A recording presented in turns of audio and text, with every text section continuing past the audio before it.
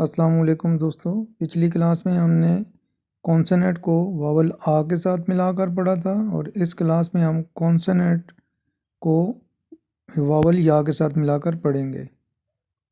तो सबसे पहले है क्या, क्या, न्या, न्या, दिया, दिया, रिया, रिया,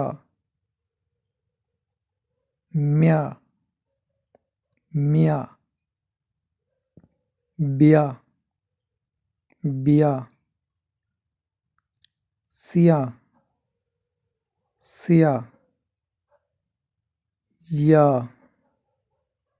या, जिया, जिया, छिया, छिया, खिया, खिया, थिया, थिया, फिया, फिया, हिया, हिया,